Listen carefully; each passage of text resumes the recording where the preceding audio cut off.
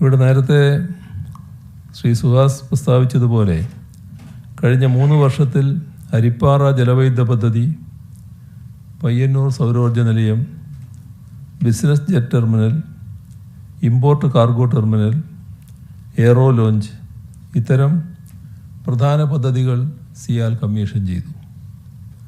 വിമാനത്താവളത്തിൻ്റെ ഭാവി വികസനം ലക്ഷ്യമിട്ട് ഇവിടെ 1000 കോടി രൂപയുടെ പദ്ധതികൾ നടപ്പാക്കി വരികയാണ്. 3ാം ടെർമിനൽ വികസനം, green hydrogen plant, commercial complex, golf tourism പദ്ധതി ഇവയാണ് അവയിൽ പ്രധാനം. അവയെല്ലാം തന്നെ 2025-26 സാമ്പത്തിക വർഷത്തിൽ പൂർത്തിയാകുമെന്നാണ് പ്രതീക്ഷിക്കുന്നത്. 3ാം ടെർമിനൽ വികസനത്തോടെ രാജ്യാന്തര ടെർമിനൽ ഏപ്രൺ വിസ്തൃതി 20 ലക്ഷം ചതുരശ്ര അടിയിൽ നിന്ന് 36 ലക്ഷം ചതുരശ്ര അടിയായി വർദ്ധിക്കും.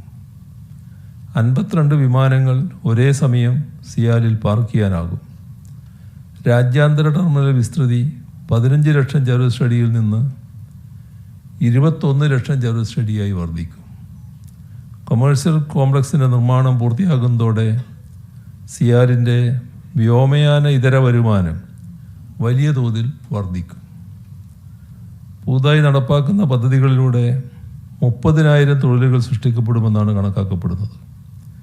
ഇപ്പോൾ താജ് ഗ്രൂപ്പ് നടത്തിയതുപോലുള്ള അനുബന്ധ നിക്ഷേപവും കൊച്ചി വിമാനത്താവള മേഖലയിലേക്ക് ആകർഷിക്കപ്പെടും.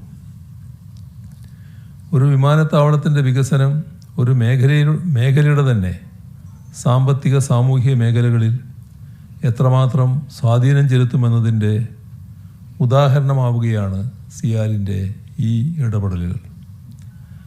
പരിസര പ്രദേശങ്ങളിൽ ജനങ്ങളുടെ യാത്രാ സൗകര്യവും സുരക്ഷയും മെച്ചപ്പെടുത്താൻ ഉതകുന്ന പദ്ധതികൾ സിയാൽ നടപ്പിലാക്കുന്നു എന്നതാണ് ഈ കമ്പനിയുടെ സാമൂഹിക പ്രതിബദ്ധത വ്യക്തമാക്കുന്നത്. സമഗ്ര വെള്ളപ്പൊക്ക നിവാരണ പദ്ധതിയായ ഓപ്പറേഷൻ പ്രവാഹിൻ്റെ 2ാം ഘട്ടത്തിന് സിയാൽ തുടക്കമിട്ട് കഴിഞ്ഞു.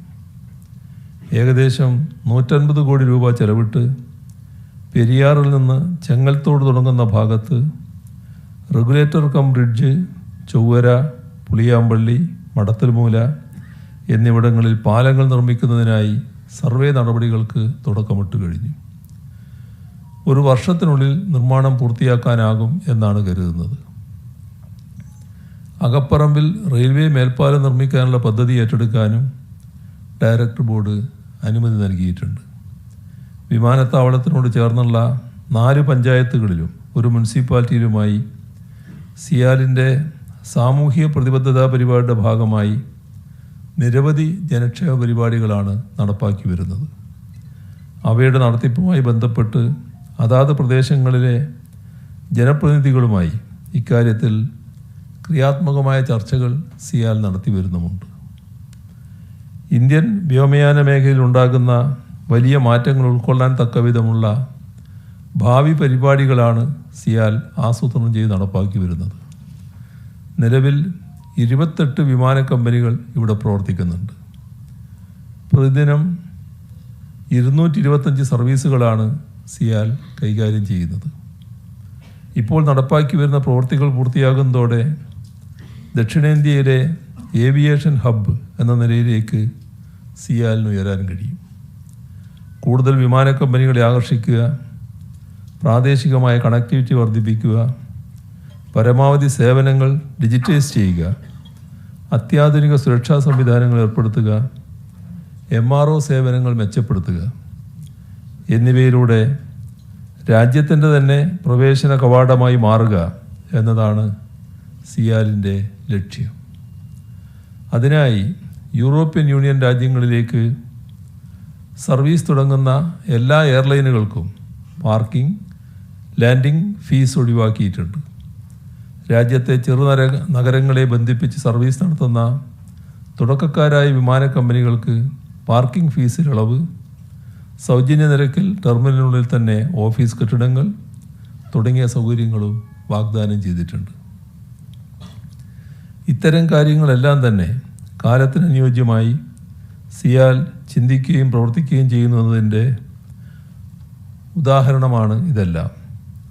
മറ്റ് പൊതുമേഖലാ സ്ഥാപനങ്ങൾക്കും മാതൃകയായി സിയാൽ മാറുകയാണ്. ഇന്നത്തെ മാറുന്ന കാലത്ത് നിരന്തരം നവീകരിച്ചുകൊണ്ട് മാത്രമേ വ്യക്തികൾക്കും വ്യവസായങ്ങൾക്കും ശാശ്വതമായ നിലനിൽപ്പ് ഉണ്ടാവുകയുള്ളൂ. കൊച്ചി വിമാനത്താവളത്തിൻ്റെ അടിസ്ഥാന സൗകര്യ വികസനത്തിനായി നടത്തുന്ന ഈ ശ്രമങ്ങൾക്ക് നമ്മൾ ഉദ്ദേശിക്കുന്ന രീതിയിലുള്ള ഫലം കിട്ടണമെങ്കിൽ ഇതുമായി ബന്ധപ്പെട്ട് കിടക്കുന്ന സേവന മേഖലയിലെ സ്ഥാപനങ്ങളുടെ ക്രിയാത്മകമായ പങ്കാളിത്തം ആവശ്യമാണ്. അതിലേക്കുള്ള ഒരു ചുവടുവെപ്പായാണ് ഈ പുതിയ സംരംഭത്തെ സർക്കാർ കാണുന്നത്. ഈ സംരംഭത്തിൻ്റെ ഔപചാരികമായ ഉദ്ഘാടനം നിറഞ്ഞ സന്തോഷത്തോടെ നിർവഹിച്ചതായി ഒരിക്കൽ കൂടി അറിയിച്ചുകൊണ്ട് അവസാനിപ്പിക്കുന്നു. നിങ്ങൾക്കെൻ്റെ സ്നേഹാഭിവാദനം.